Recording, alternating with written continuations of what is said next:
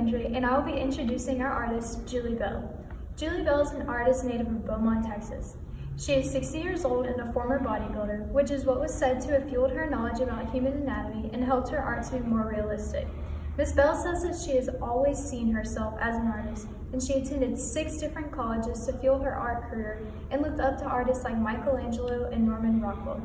Julie Bell's list of work is a long one and ranges from fantasy art to album covers to campaigns for Coca-Cola and Nike. Though Bell is probably best known for her fantasy art, she has painted over 100 illustrations for fantasy books.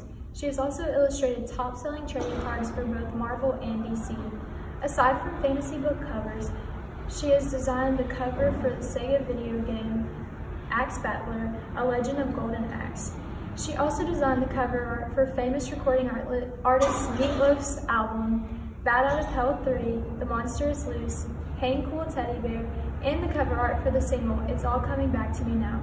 Ms. Bell's collection that is displayed here in the Dishman Art Museum is called Dream Weavers, and it is by both Julie Bell and Boris Vallejo. It consists of a variety of fantasy and wildlife paintings. Julie Bell's art has changed a lot over the years, and this collection shows the variety of work she has produced in her career. Her artwork is largely recognized throughout the United States and Europe and highly awarded, with several first-place awards from the Art Renewal Center in both wildlife and imaginative realism, which is obvious from this collection that it is up in the art museum. She has not stopped at being an artist though, as she is also sometimes a muse for her husband, Boris Vallejo, whose art can also be seen here in this museum. Her art in this gallery dates back to 1990, and the work we are focusing on today is called Bacchus and Adrienne, painted in 1999, and it was the cover art for a fantasy book.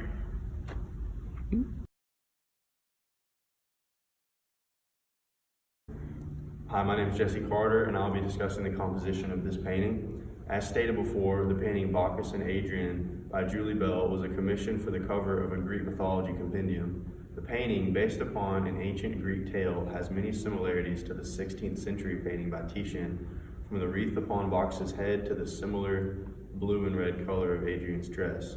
The subject of Bell's painting is clearly Bacchus, the man riding the chariot in the foreground of the image, and Adrienne, the woman behind him. The form of the painting can be divided into different aspects that comprise the artwork.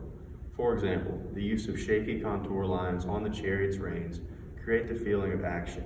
The horizon of the image also creates a feeling of movement. The artist uses natural shapes to create the images of Bacchus, Adrienne, and the cheetahs pulling the chariot. The artist's vibrant use of color also helps the viewer maintain focus on the focal point of the painting, Bacchus. By using a relatively light value for the ground and background of the image, the darker value of Bacchus's chariot seems to pop from the canvas. The spacing of the painting is also important, as the darker images are closer and the lighter images are further away.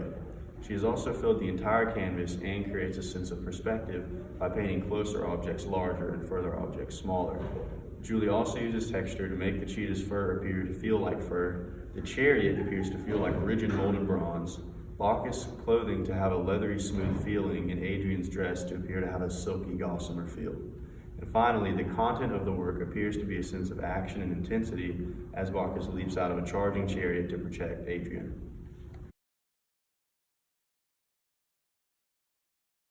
Hello, my name is Bella, and I will be introducing the background of this art.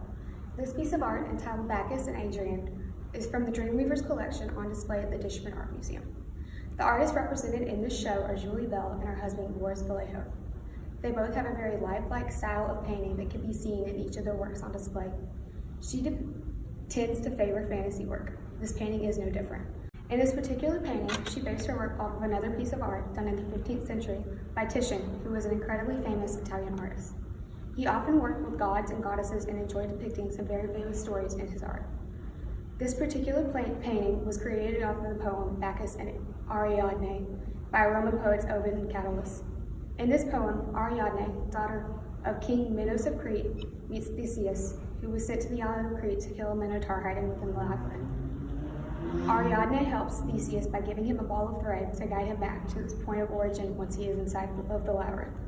He does this successfully and kills the minotaur and escapes with his life. He then takes Ariadne and gets back on his ship to journey back to Athens. Before they get there, he stops on the island of Naxos and abandons Ariadne after she falls asleep. Eventually, she wakes up and searches the island for Theseus to no avail. She stumbles upon Bacchus and his group of men, who all appear drunk. Bacchus, the god of wine, sees her and falls in love with her at first sight. He offers her marriage and a crown of stars as a wedding gift. In the original painting, Bacchus is not in the chariot, but rather standing next to it and motioning into the distance.